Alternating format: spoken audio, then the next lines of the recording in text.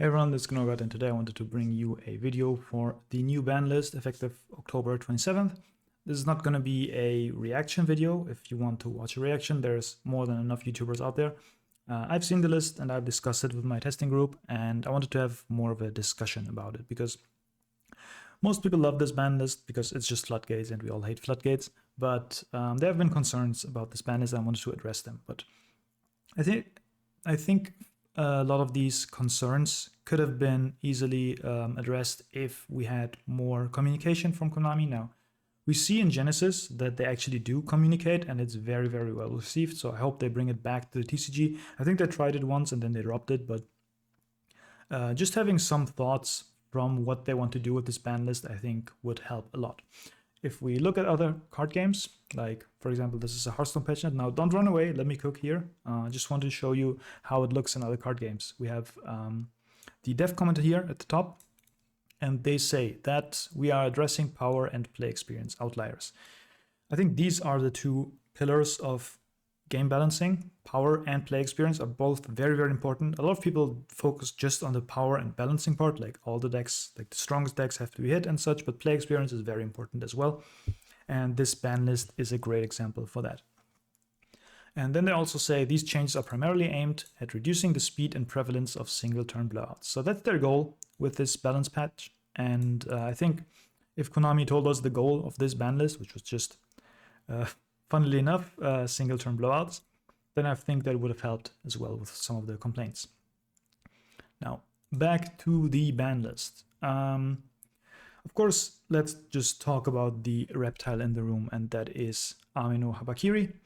This is the best card in Yu-Gi-Oh! Right now, and the whole metagame revolves around it, and they didn't touch it. So why didn't they touch it? First of all, the last ban list we had was, I think, last month. So we just got this ban list 1 month after, very quickly. And I think the goal of this ban list was not to actually affect the pie chart. The pie chart, we have it here. It was to just better the play experience, right? We just established that before.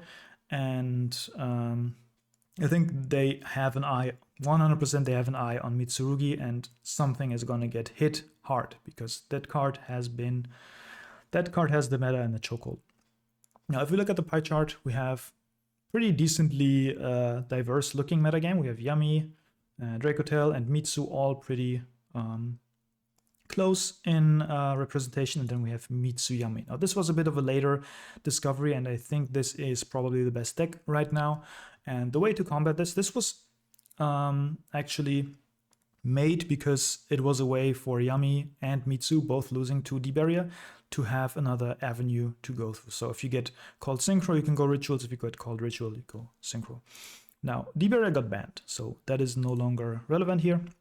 But this still beats all of the fair decks, being Dracotail, Yami, Pure Mitsu, very precisely. And the counter to that was the Floodgate decks that we all addressed. So short term, I think this is a small buff to Mitsuyami, and you can see Triff already celebrating that he is going to win his 5th YCS because his deck kind of got a boost, right?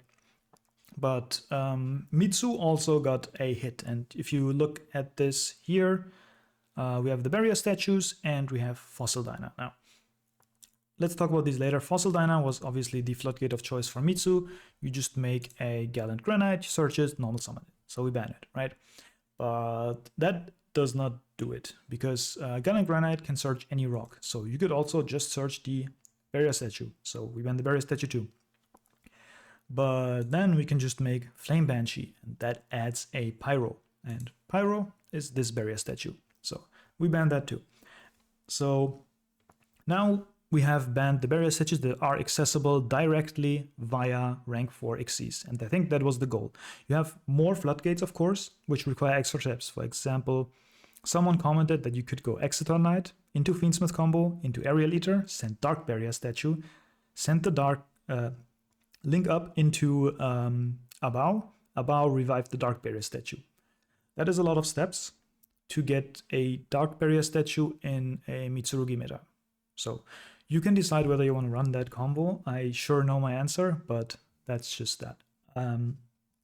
The other hits are Protoss and Ouroboros, mostly Ryzel hits. Ryzel could still turn skip Mitsu, for example, by just ripping hands or calling Dark here, so let's just get that out of the way.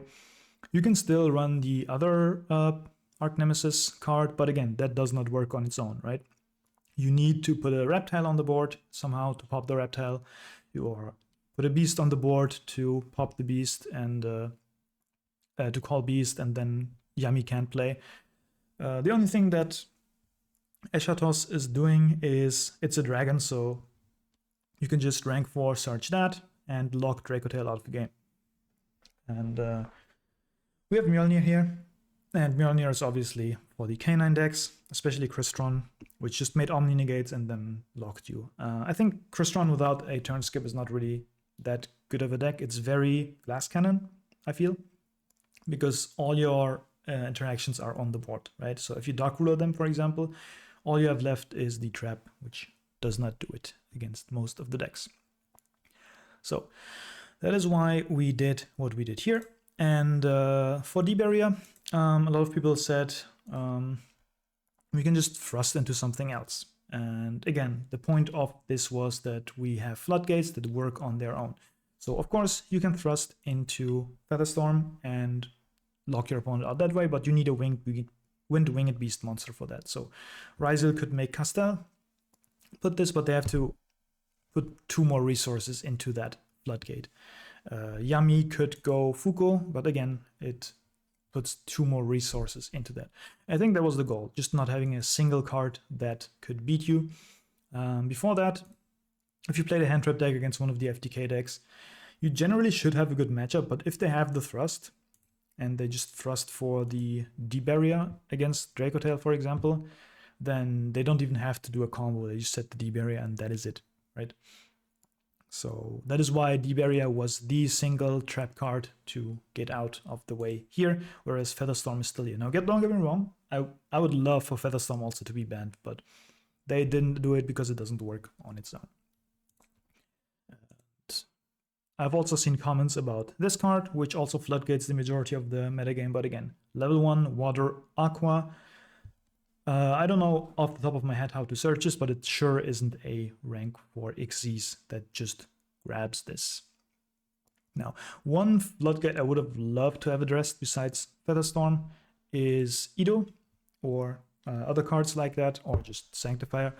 But of course, they can't ban Sanctifier when they just released the branded structure, but I think branded could have a good shot at just doing this into Yamimitsu. So it's not that easy for Triff.